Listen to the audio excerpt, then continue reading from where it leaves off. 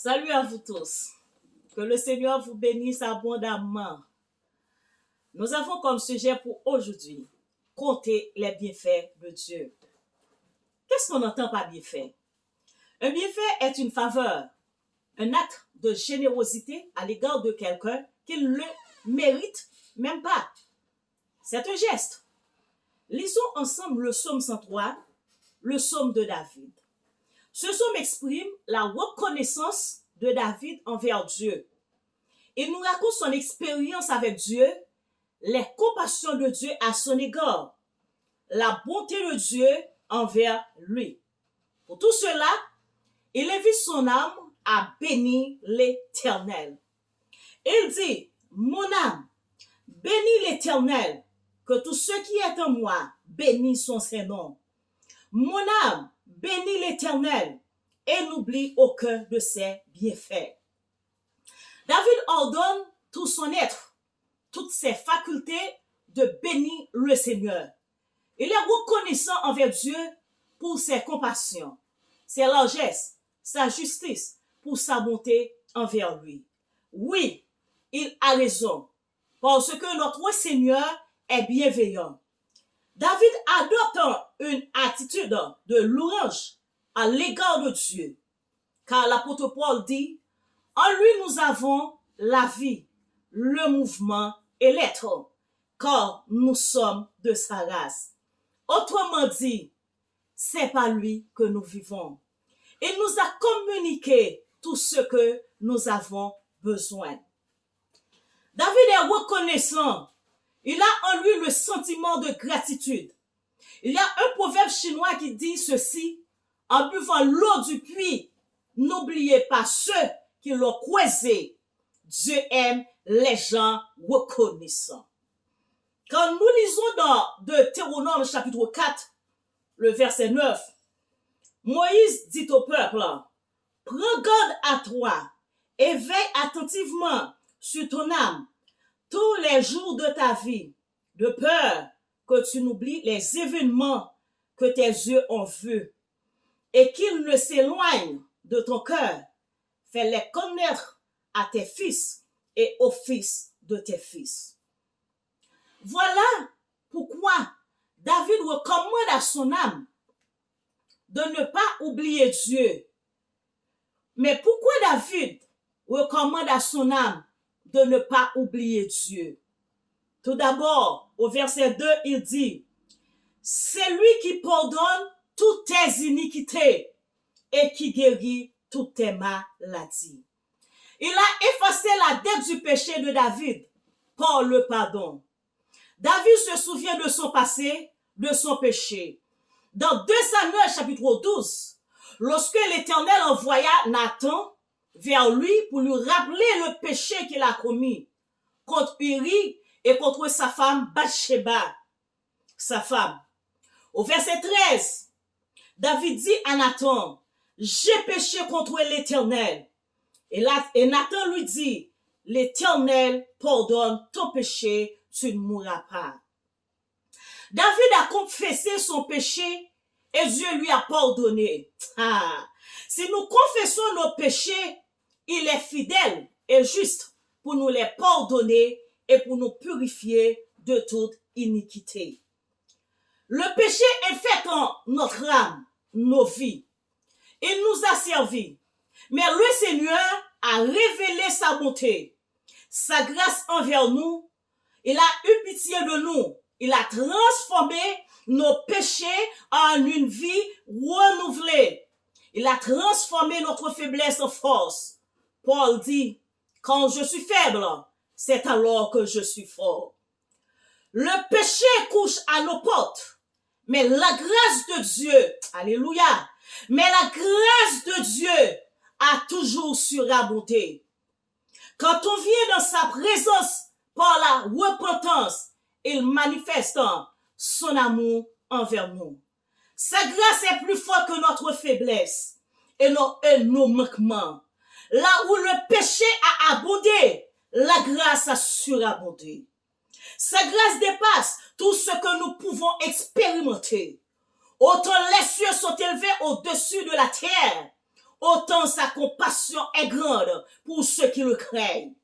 Il ne nous traite pas selon nos iniquités, c'est-à-dire la corruption qui se passe au-dedans de nous, dans notre fort intérieur. Le mal que nous méditons chaque jour, quand David pense à tout ce qu'il a fait, il a tué Uri, il a commis un meurtre prémédité et volontaire. Il aurait pu être effacé de la présence de Dieu. Mais en dépit de ce qu'il a fait, Dieu l'a délivré, l'a guéri de la maladie du péché. Car il y a des péchés qui s'attachent à nos vies et qui sont considérés comme une maladie chronique, comme un cancer. Des péchés cachés que les autres ne peuvent pas voir. Dieu l'a guéri de ce désordre spirituel. Pour toutes ces raisons, il commande son âme de bénir l'Éternel. Vous et moi, nous devons être reconnaissants envers le Seigneur pour ses compassions. Amen. Il nous a délivrés de nos actions malhonnêtes, nos mauvais comportements, des choses que nous faisons en cachette. Si vous êtes encore en vie, ce n'est pas parce que vous êtes parfait, mon frère, ma soeur, car nous branchons tous de plusieurs manières. Mais autant l'Orient est éloigné de l'Occident, autant il éloigne de nous nos transgressions. Il y a des péchés qu'on commet qui nous plongent dans la honte. On est victime du rejet. À cause de cela, on se fait rejeter par nos frères et sœurs de l'église. Ils disent, oh, que voilà, ça y est, on est fichu, on est condamné. C'est impossible pour ce frère-là ou ces sœurs-là de se relever de cette chute et d'être sauvé. Mais comme le Seigneur, dans sa mission, est venu chercher et sauver ceux qui étaient perdus, donc il a eu pitié de nous. Voilà pourquoi, vous et moi, en dépit de ce que nous lui avons fait, il nous accepte dans sa présence. Il accepte notre louange et notre adoration. Il nous accueille dans sa famille. Il connaît nos fragilités. Amen. Nos chutes, notre faiblesse.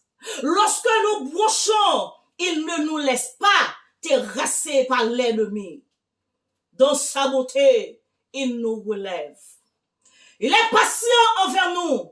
Comme l'a dit Jérémie dans le livre de Lamentation, les bontés de l'Éternel ne sont pas épuisées. Ses compassions ne sont pas à leur terme. Elles se renouvellent chaque matin. Nous avons comme devoir, en cette fin d'année, de bénir le Seigneur pour ses bienfaits.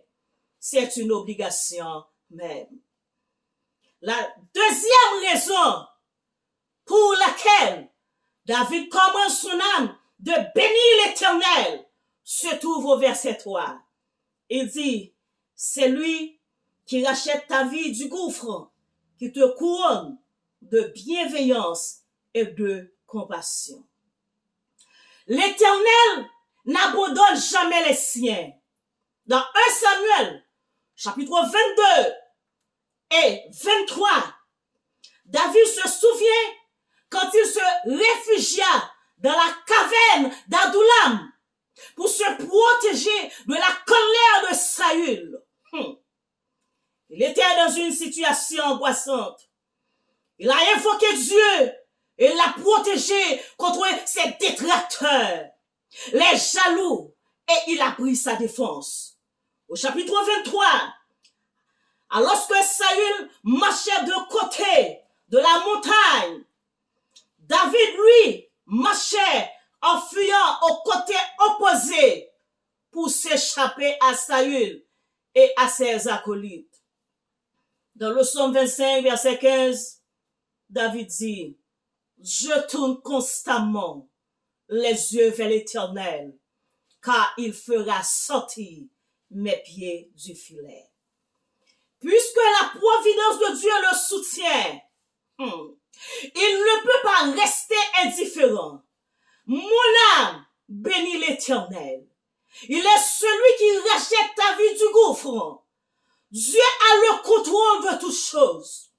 Il est le créateur et le Seigneur de tout l'univers. Il y a des projets malveillants qui se forment contre vous. Vos ennemis se concertent ensemble contre vous. Ils disent des choses pour nuire à votre réputation. Mais le Seigneur vous protège. Parce qu'il est celui qui anéantit les projets des gens rusés. La Bible dit, si on fait des complots contre toi, cela ne viendra pas de moi. Amen. Quiconque se liguera contre toi tombera sous ton pouvoir. Ésaïe 54, le verset 17. Toute âme forgée contre toi sera sans effet, ne réussira pas, et toute langue qui s'élèvera en justice contre toi, tu la condamneras. Tel est l'héritage des serviteurs. David jouissait de la protection divine. Amen. Il a pu vaincre ses ennemis. L'ennemi a comploté contre vous pour vous faire tomber. Mais Dieu vous a délivré. Amen. Et vous garde comme la prunelle de ses yeux. Il compte les cheveux de notre tête. Et aucun d'eux ne pourra s'arracher sans sa permission. Nous dit David dans le psaume 118, toutes les nations m'environnaient. Au nom de l'Éternel, je les taille en pièces. Amen. Elles m'enveloppaient comme des abeilles. Au nom de l'Éternel, je les taille en pièces. Tu me poussais pour me faire tomber. Mais l'Éternel m'a secouru.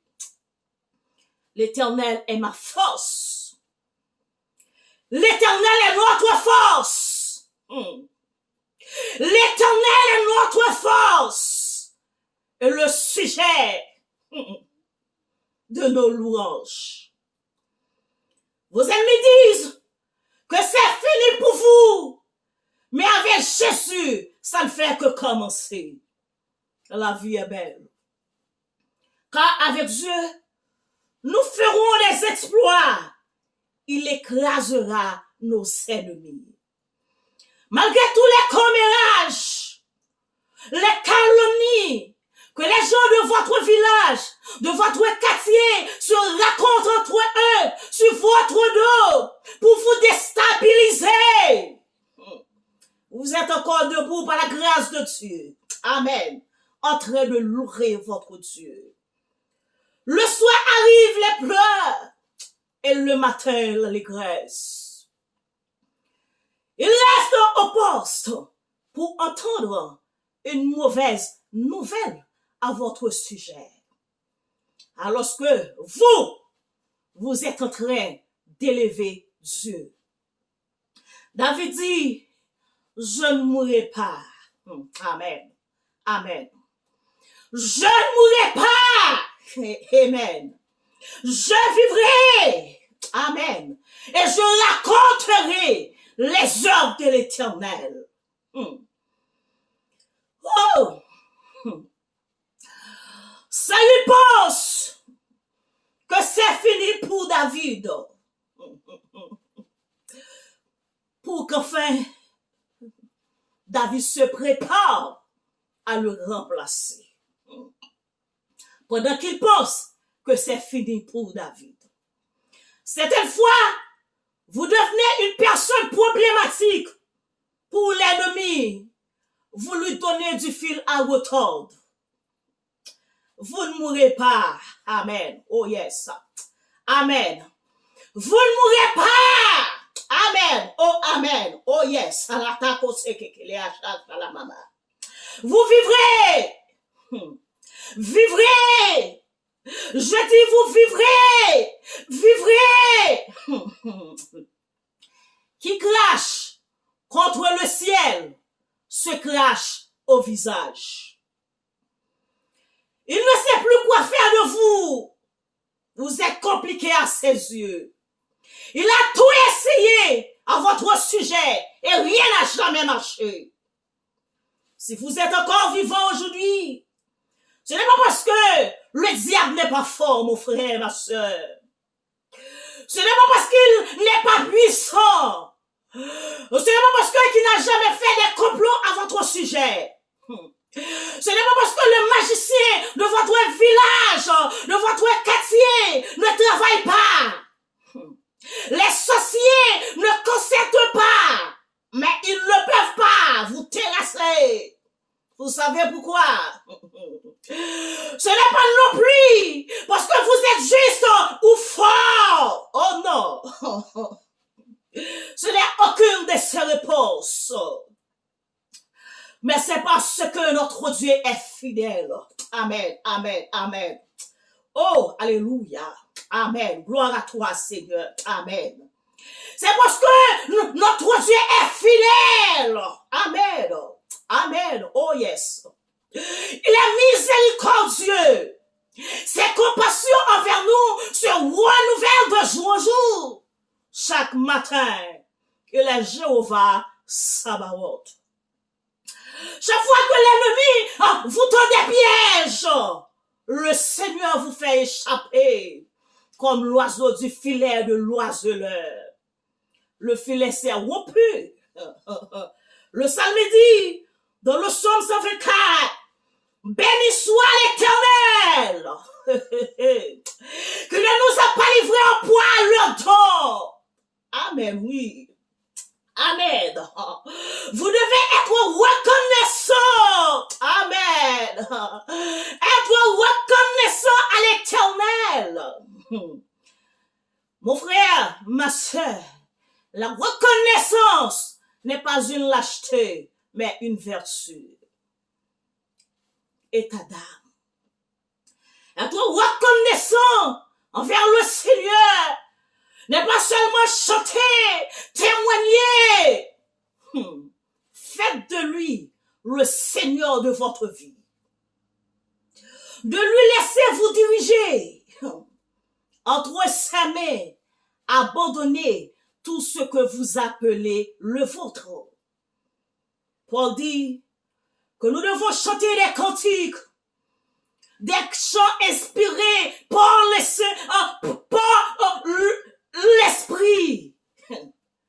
afin de témoigner notre reconnaissance à Dieu. L'année 2020 a été une année de grands défis, une année problématique, bref, une année difficile. Une année qui pourrait nous amener à perdre la foi en Dieu.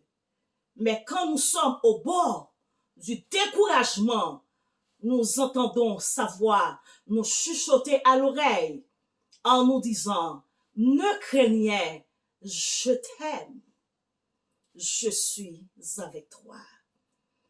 Je ne t'abandonnerai pas, je suis ton rédempteur.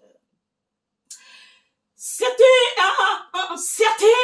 d'entre nous devraient se retrouver dans la rue, mais sa main puissante nous couvre et nous protège. Oh, que sa fidélité est grande. David dit, il me fait rajeunir comme l'aigle. L'aigle est un oiseau qui vole très haut et qui peut vivre pendant de longues années. À un certain moment donné de son existence, il descend à terre pour y demeurer parmi les poules. Mais cela ne fait de lui une poule. Il en profite pour subir une cure de rajeunissement. Au cours de cette transformation, il laisse tomber ses vieux ongles et en laisse pousser d'autres afin de mieux se rajeunir pour que finalement, après toute cette métamorphose, il puisse reprendre son envol et voler encore plus haut que jamais. C'est exactement ce que fait l'Éternel de vous. Bien que vous ayez atteint le fond du baril, il se souvient de vous. Il vous a permis de reprendre votre envol comme l'aigle.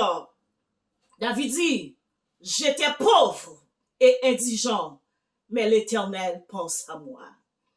Ce psaume nous apprend à bénir le Seigneur pour ses offertes. Ces gestes et des gestes que vous et moi, nous ne méritons pas.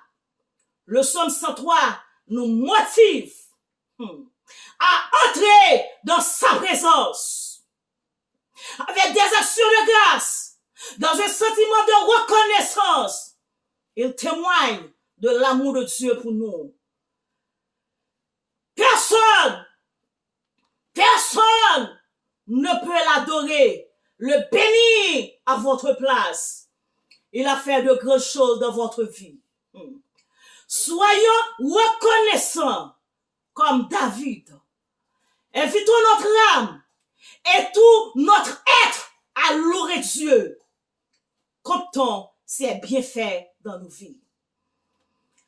Je souhaite que vous prospérez à tous égards et soyez en bonne santé, comme votre âme prospère. Une bonne année, une année de dimension spirituelle. Entrez dans votre destinée. Shalom, shalom, soyez bénis.